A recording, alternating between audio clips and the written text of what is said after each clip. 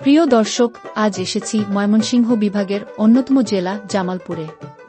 স্বাধীনতা পরবর্তী সময়ে জামালপুরকে জেলা হিসেবে ঘোষণার দাবি উঠলেও জেলা হিসেবে স্বীকৃতি পেতে জামালপুরবাসীকে অপেক্ষা করতে হয়েছে দীর্ঘ 7 বছর। তৎকালীন রাষ্ট্রপতি জিয়াউর রহমান 1978 সালে 26শে ডিসেম্বর ময়মনসিংহ থেকে পৃথক করে জামালপুরকে বাংলাদেশের 20তম জেলা হিসেবে ঘোষণা করেন। আধ্যাত্মিক সুফি দরবেশ হযরত শাহ জামাল রহমতুল্লাহ আলাইহের নাম অনুসারে এই জেলার নামকরণ করা হয় জামালপুর। জামালপুর জেলা সদরেই হযরত শাহ জামাল রহমতুল্লাহ আলাইহের মাজার রয়েছে। হযরত শাহ জামাল রহমতুল্লাহ আলাইহের মাজারের পূর্বোত্তর পাশেই নির্মাণ করা হয়েছে এই নান্দনিক সেতু। এই সেতুটি নির্মাণের পর দর্শনার্থীদের কাছে জামালপুর শহরের সৌন্দর্য বৃদ্ধি পেয়েছে কয়েক গুণ।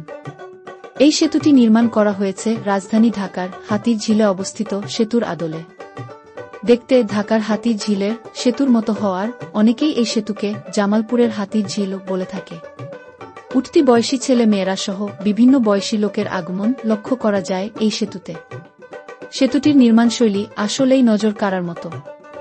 শুকনো মৌসুমে সেতুর নিচে পানির প্রবাহ না থাকলেও বর্ষা মৌসুমে সেতুর নিচে প্রবাহমান পানির স্রোত সেতুর সৌন্দর্যে যোগ করে ভিন্ন মাত্রা। সেতুর দুই পাশে পথচারীদের পারাপারের জন্য যুক্ত করা হয়েছে রেলিং সন্নিবেশিত সরু রাস্তা। সব মিলিয়ে জামালপুর জেলার দর্শনীয় জায়গার মধ্যে এই সেতুটি অন্যতম।